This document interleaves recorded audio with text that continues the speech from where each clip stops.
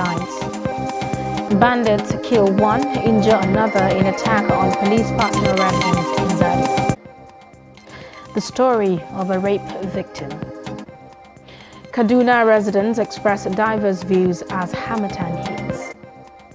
And on the foreign scene, Haiti's Prime Minister Ariel Henry escapes assassination attempt. Welcome to Trust TV News Update. I am Zainab Bala.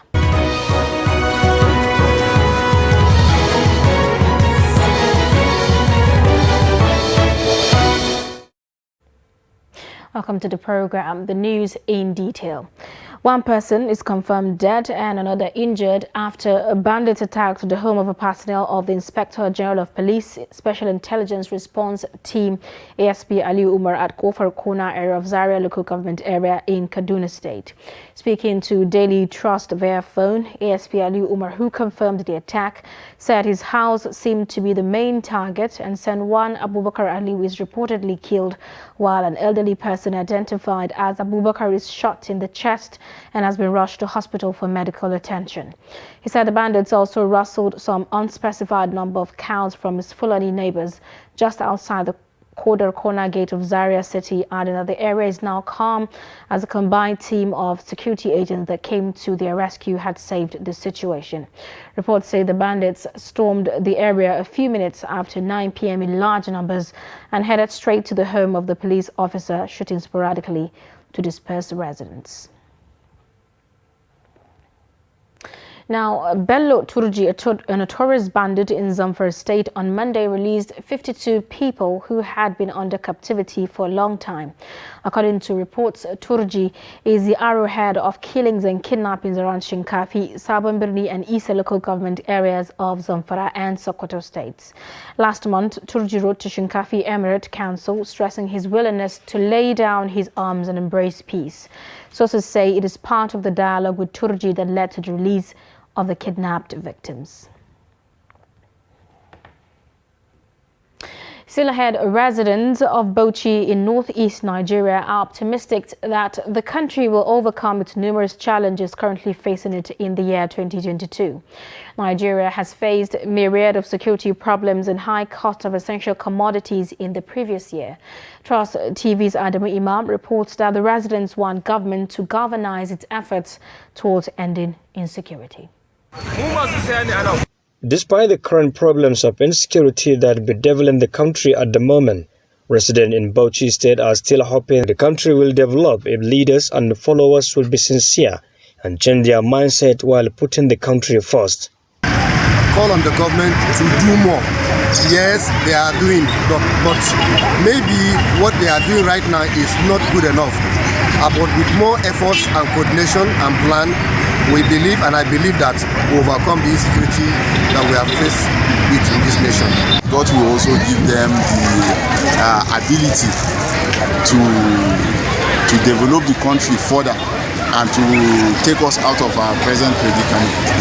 Yes, that's my hope for the country. They also spoke in the area of security problems, which they say prayers is #1 remedy, while taking actions collectively.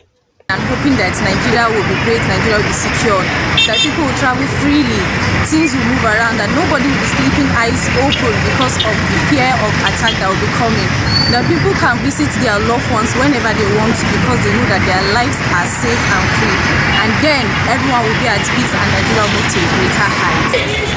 Our prayers are this year will be a better year.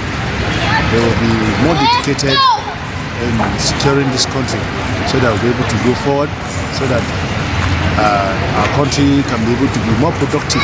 There should be peaceful environment for people to worship God, for people to dedicate themselves onto the work that they are supposed to do in order to bring to the progress of this country.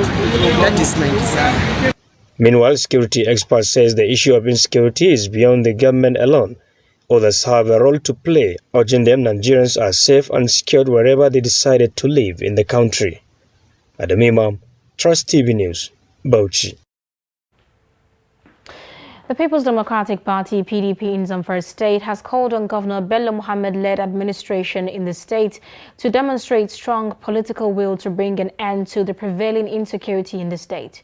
It claimed that in the last 3 days, more than 50 persons were killed and many others abducted by suspected bandits. The report. The People's Democratic Party (PDP) Deputy Chairman in Zamfara State, Professor Kabiru Jabaka, claimed that the present administration in the state have not initiated and completed a single capital project, and its support for victims of banditry in the state is not good enough.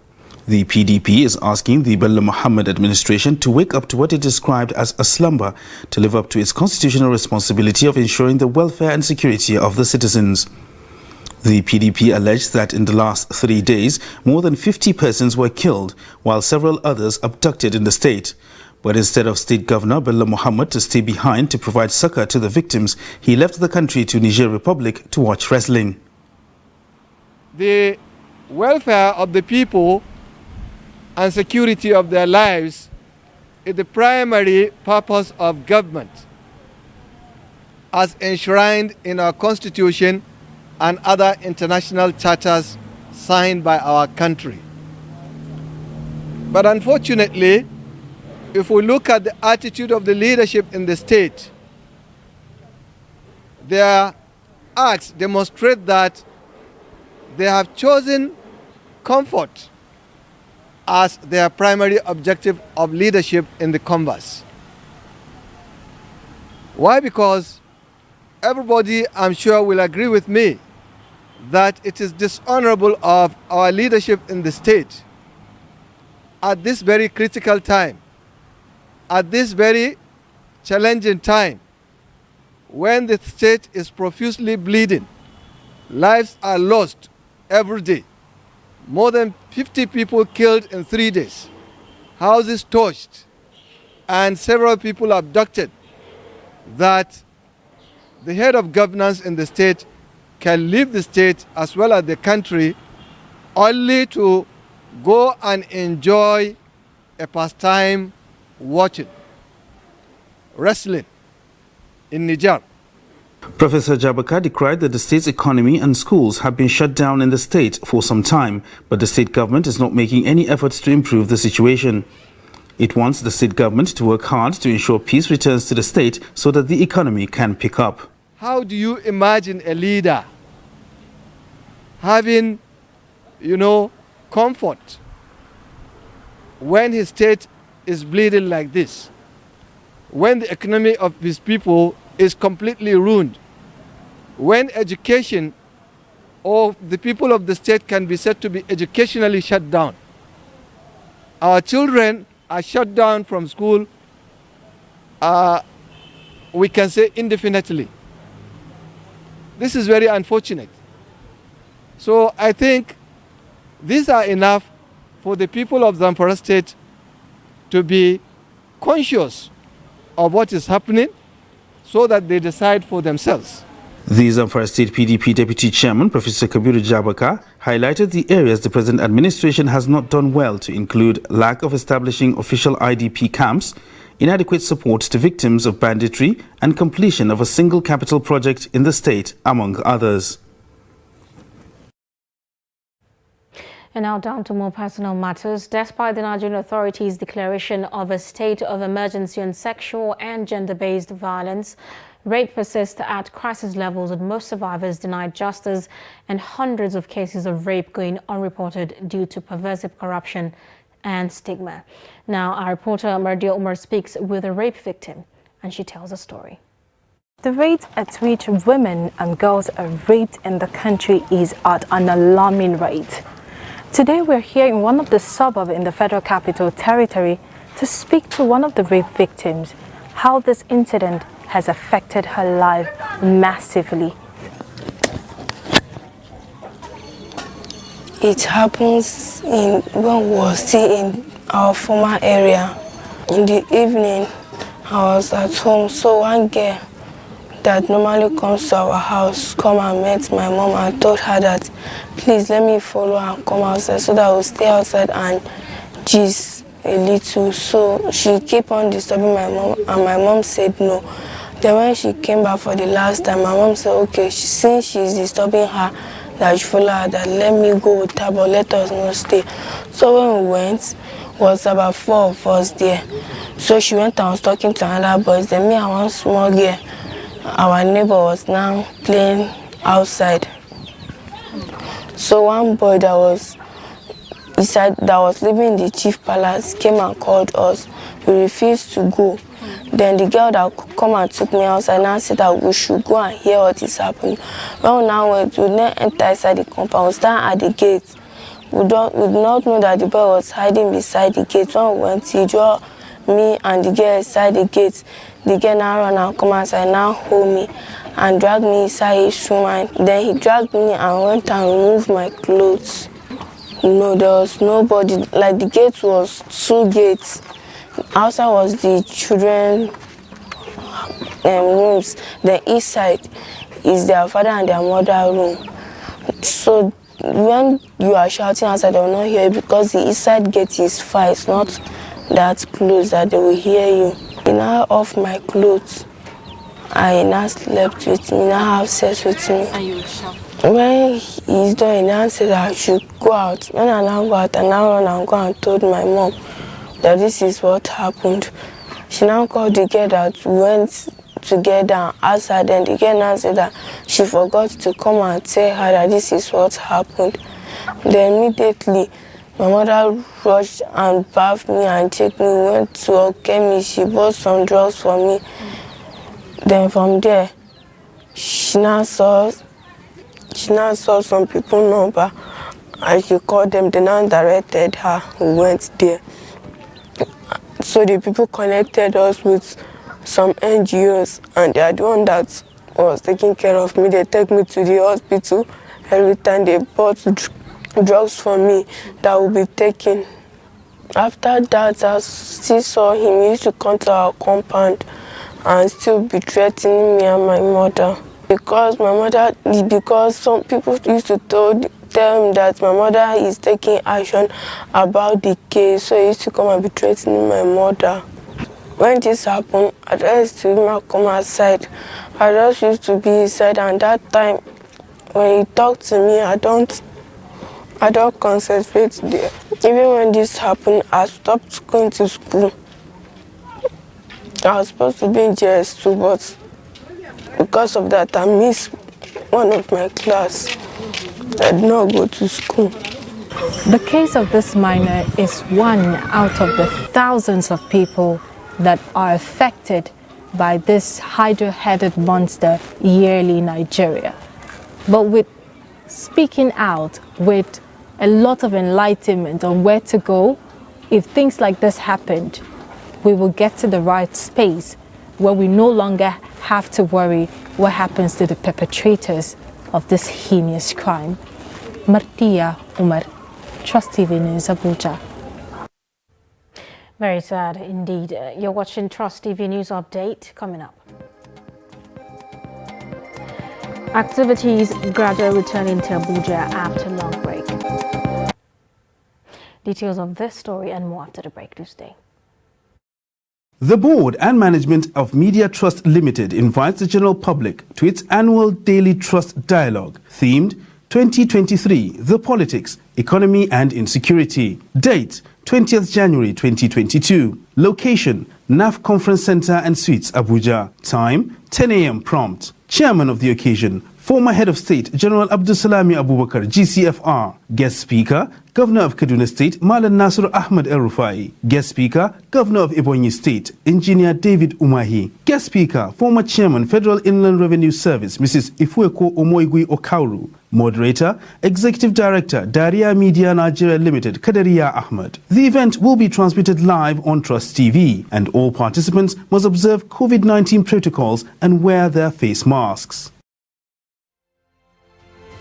Get latest updates on current topical issues and breaking news by downloading the Trust TV mobile app on your Android devices. Go online, click Google Play Store, search Trust TV, install the app, and get doses of unfiltered information on happenings all over the world in your pocket. Trust TV, documenting the Nigerian story.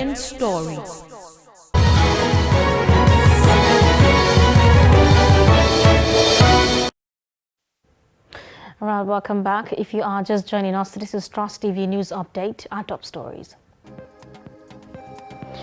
One person is confirmed dead and another injured after bandits attacked the home of a personnel of the Inspector General of Police Special Intelligence Response Team ASP Ali Umar at Kofar Kona area of Zaria local government area in Kaduna.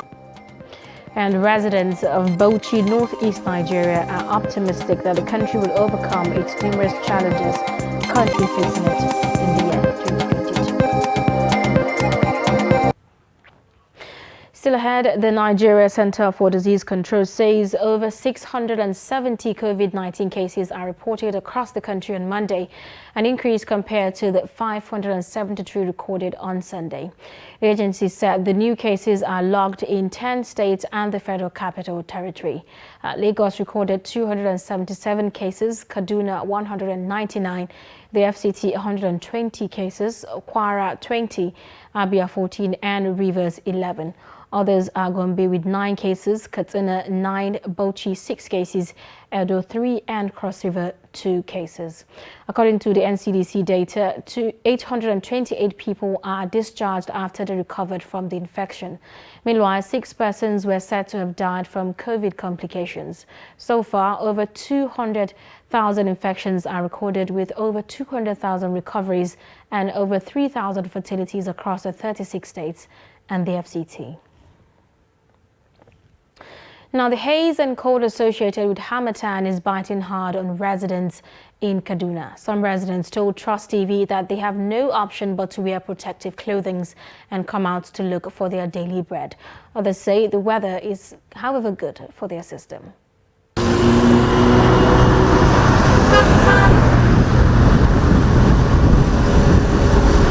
The hazy and cold Harmattan weather is usually at its peak in December in Kaduna. This year, the weather comes with a biting cold in January. The residents defy the biting of the cold to go for basic necessities. They narrate the experience. I just say the cold is here, and we only prevent ourselves to see that some of this sickness that comes with cold. Next year we'll put on our face masks, wear our sweaters, if possible with our socks and hand gloves, so at least we'll be secured from pneumonia nor any cold sickness. The atmosphere for now is cloudy, it's dusty. These are kind of weather that causes, as I told you in the, earlier, like we have the challenge of this virus presently now. So the atmosphere is something that can like make it come to one. So we should try and prevent ourselves by number one by using our face masks. The weather is too high, it's cold. And those people that have terminal illness such as asthma, the weather will not be very favorable for them. They have to be very cautious. Then since we are we are used to wearing the white masks now, we continue using the face masks, no nose masks. I mean. It's actually very cold this morning and dusty. The dust causes catarrh and cough. You find so many people having that problem because of the dust. Some residents, however, said they're comfortable with the weather despite its severe biting cold. Me, I like this weather because it's cool for me.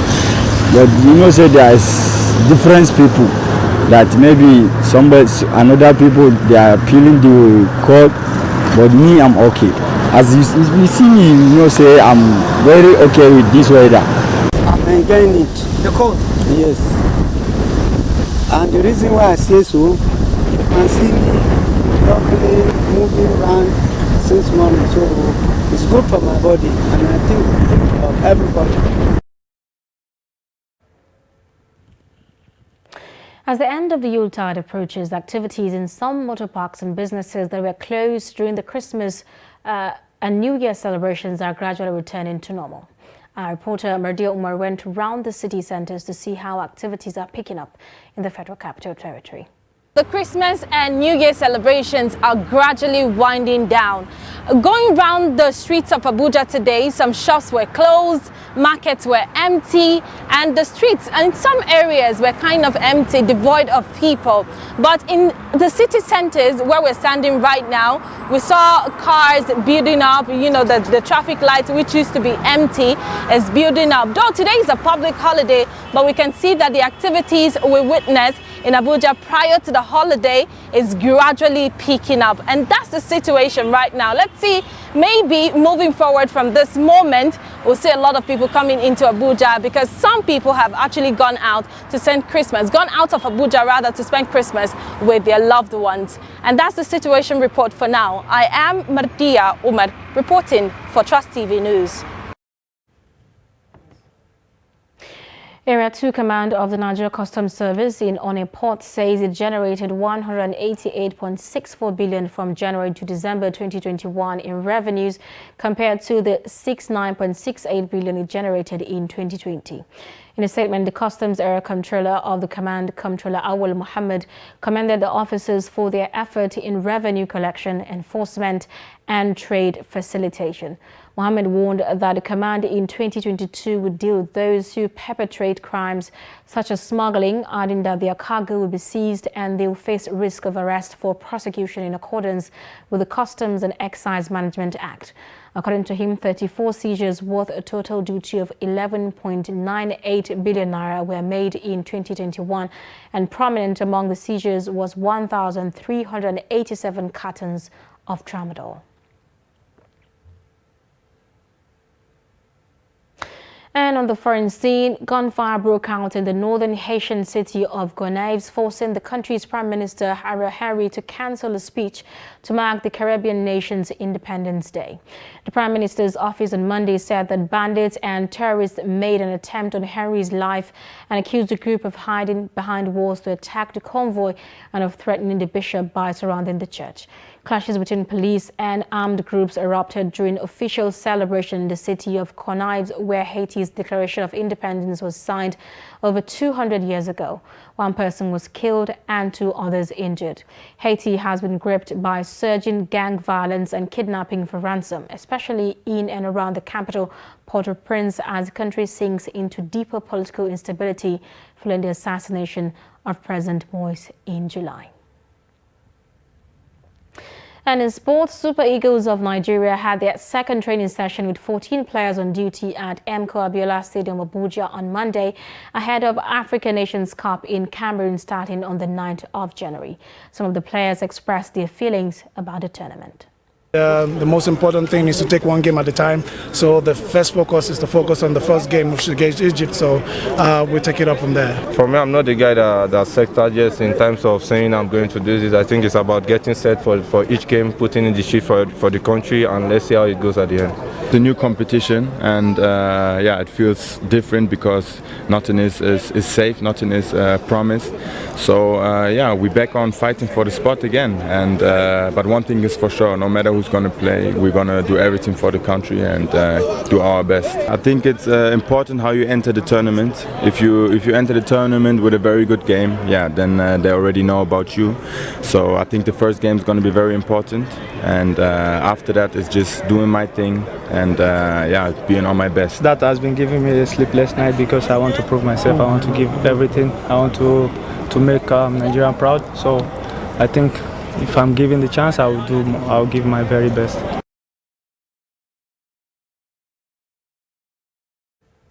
Before we wrap up the program, here is a kicker.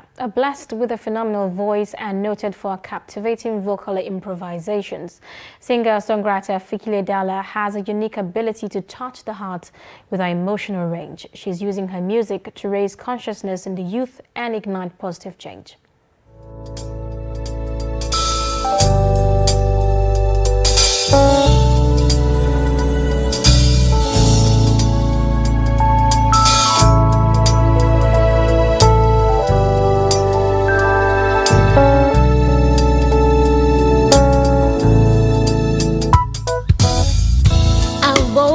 This morning with a fat smile on my face, good things are ahead,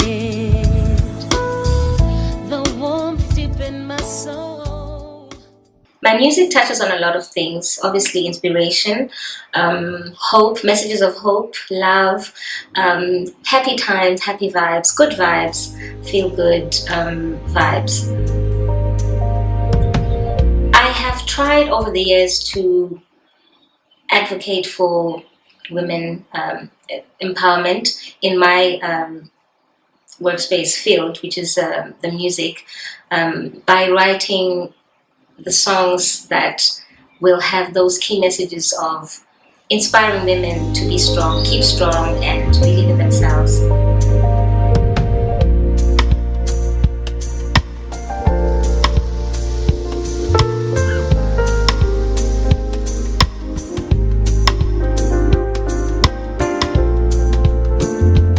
Like we still need more representation, and then there's also issues like GBV, where I also write about those issues, as I consider myself to be the person that has an opportunity to have a bigger platform to address such issues, because it also ties into mental health. We know that there's been the pandemic, and we honestly need more attention when it comes to mental health than we've ever needed.